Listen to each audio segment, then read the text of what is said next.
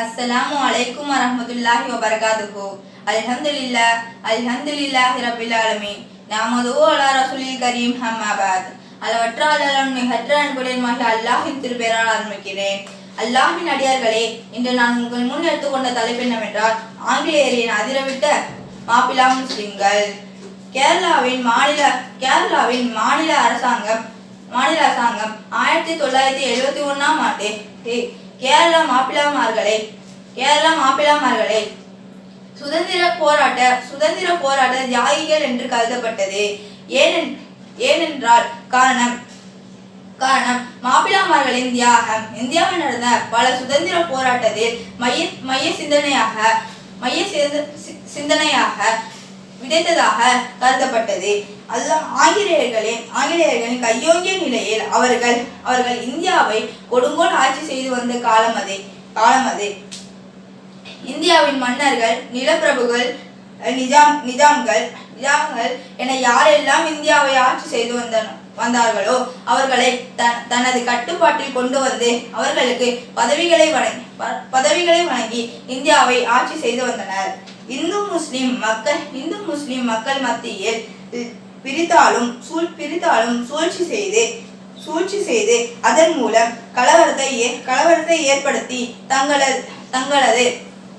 தங்களது பலத்தை அதிகப்படுத்தி கொண்டார்கள் ஆங்கிலேயர்கள். நிலப்பிரபுகள் செய்த கொடுமைகள். விவசாயம் கொடும் வரியை விதித்தார்.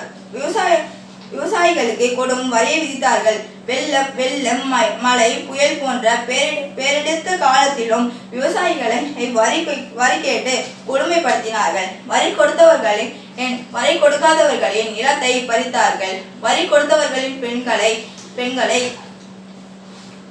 கற்பழித்தார்கள். கொடிய தண்டனைகளை வழங்கினார்கள். ஜமீன்தார்களும் மடாதிபதிகளும் நிலக்குத்தகைதார்களான சிறு நடுத்தர விவசாயிகளை கடும்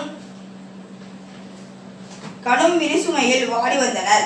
ஆங்கிலேயர்களை திருப்திப்படுத்த விவசாயிகளை கொடுமைப்படுத்தினர். யாராவது எதிர்த்தால் ஆங்கிலேயர்களின் உதவியுடன் கடுமையாக தாக்கினர், கொலை செய்தனர். இந்து முஸ்லிம் விவசாயிகளை கொடுமைப்படுத்தினர்.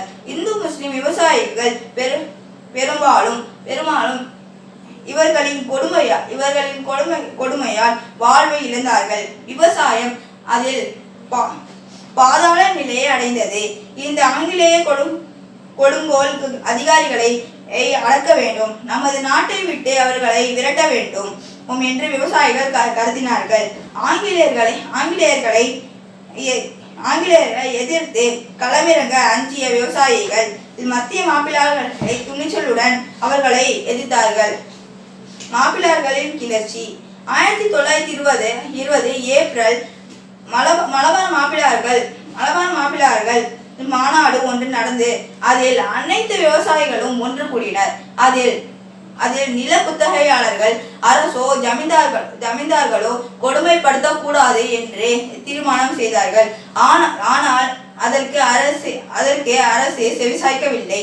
1921ஆம் ஆண்டு ஆகஸ்ட் 6ஆம் தேதி விவசாய குத்தகையாளர்கள், நப்பூதியர்கள்,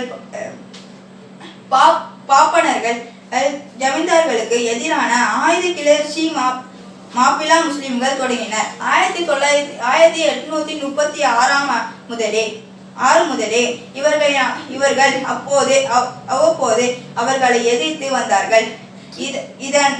அதன் இறுதி போர் தான் 1921ஆம் ஆண்டு நடைபெற்றதாகும். ஆங்கிலேயரை எதிர்த்து இந்தியா முழுவதும் விவசாய கிளர்ச்சியில் ஈடுபட்டாலும் கேரள மாப்பிள்ளார்கள் மிக கடுமையாக ஆங்கிலேயர்கள் தாக்கியதால் பல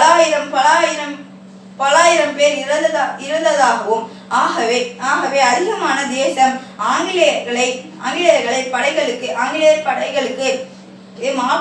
மாப்பிள்ளாமார்களை ஆங்கிலேயர்கள் கடுமையாக தாக்கியதனால் படுகொலை செய்தார்கள். ரயில் பெட்டி கொடுமை. ஆங்கிலேயர்கள் மாப்பிள்ளாமார்களை கொன்று குவித்தது போக மீதமுள்ள பலரை சரக்கு ரயிலில் வைத்து அடைத்தார்கள். அவர்கள் மூச்சு விட முடியாமல் ரயில் பெட்டியில் உள்ளே இறந்து போனார்கள். திருச்சி ரயில் நிலையத்தில் 122 பேர் உடலை ஆங்கிலேயர்கள் அஜ்மான் ஹிமாயத் ஹிதத்திடம் ஒப்படைத்தார்கள். திருச்சி காஜாமாலை இஸ்லாமிய அடக்க ஸ்தலத்தில் மாப்பிள்ளாமார்கள் 122 பேர் அடக்கம் செய்யப்பட்டனர்.